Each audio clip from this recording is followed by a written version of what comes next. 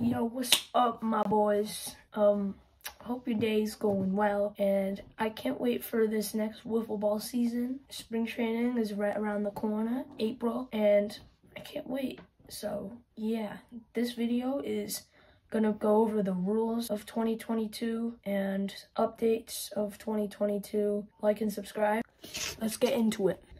Okay, guys, so these are some of the rules that I came up with so far. I don't know, I probably missed some, but over the time I'll update you guys if I did miss a rule, and I'll post a video of what I missed and I'll talk about it. But anyway, these are really just good rules, I would say. They're just basic rules. But there is a little things that aren't basic in this that, like, I don't know. I have no clue what I'm talking about right now. No clue. Okay, so our first rule is there's 2 outs in an inning, and that's pretty obvious.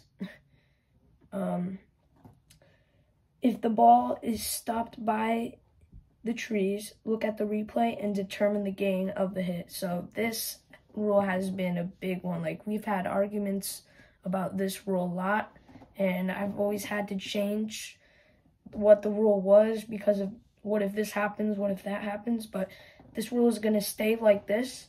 If a ball does, like, hit the trees, and we could go to the phone and look at the recording to see if that ball was hard enough to be a single, a double, a triple, or a home run.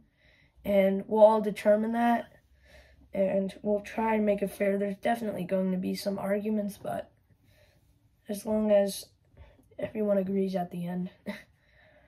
Ball 4, you have to walk. I mean, some people don't like to take the walks, so we're going to make that a rule that you have to walk, because that's kind of unfair. It makes the pitcher have to face you again and throw more pitches, so that is unfair.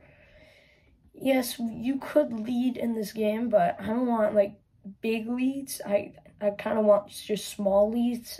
You shouldn't have to, like, you know, lead like 3 feet from the bag or 2 feet from the bag. You should stay close to the bag, and then if someone does lead, you could pick them off, but I don't know if anyone's going to take that risk. Here's another rule. Small leads. And our balking system is different. So, let me get up for a sec. So if a pitcher is like this, usually if a right-hander picks his foot up, he can't put it back down until he gets the ball. I forgot how it works for balking, but for our league, you can go like this. You can keep your right foot up and turn to the base and try and trick the runner that's leading into thinking you're gonna go to the home plate, because there's secondary leads allowed. So you can go like this, like that. I know it's kind of unfair, but it's hard to pick a runner off for wiffle ball. So I think that's kind of a cool thing that we added. If you do get hit by a pitch, it's 2 balls. It's hard to pitch a wiffle ball. I have to say that. It's throwing a slider against righties for me. It's hard because I can't hit the batter, or else I get 2 balls. So 1 base on an overthrow. You always see me in the videos going like this. 1 base that's what I'm talking about. Like, we don't have a real field, so we don't have, like, walls. So just 1 base on an overthrow. It's pretty fair. 3 innings each game. There is extra innings. Extra innings go as long as possible until nighttime, but we are going to get lights for night games, trust me. There is a speed limit. I mean, it's not a strict speed limit rule like, MLW has. They have their own speed limit gun. For us, it's just if the pitcher's just pitching way too fast, because our mound is not too far away from the strike zone, and we can easily notice if a pitcher is doing that, and we can just tell them to just bring the speed down. And we can't, not like meatball speed like that. I think it's AWA, they throw little meatballs.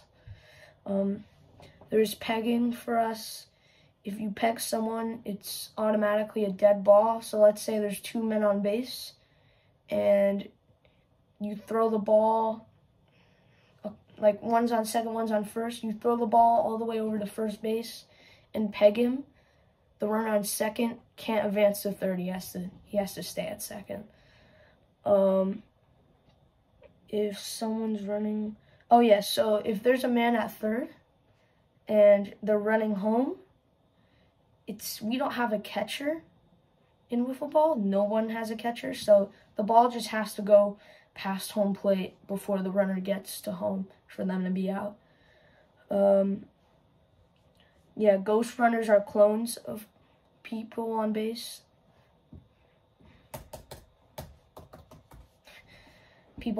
And so let's say there's a ghost runner on second and a real person on first.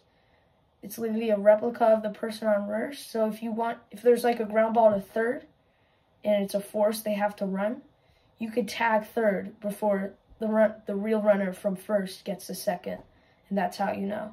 And you can always look at the replay to challenge it.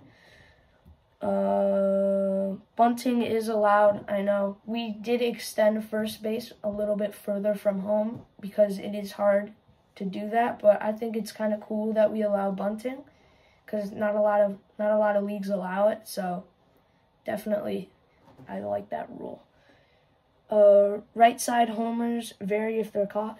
So on the screen right here, I'm going to show you, we're going to get chalk, and we're going to make a chalk fence for the right side, because this is not like a perfect wiffle ball field. This is like a street wiffle ball. So if you hit a ball past the fence, the chalk fence, and it lands, it's a home run. If someone catches it, then it's an out. That's our rule. And yeah, any team can challenge a play. We don't have those rules for like the MLB or something. We don't have those rules. And yeah, that's basically what I got so far. Updates, spring training is coming soon, you already know that. We're not going to have the fall ball tournament anymore, or the winter tournament anymore, if you heard that from me. We're just going to have spring training because everybody's too busy with things, so we didn't have time to do games. So every summer we're just going to have the league, and every April we're going to have spring training. Yeah, and that's basically it. Like and subscribe, and I'll see you in the next video.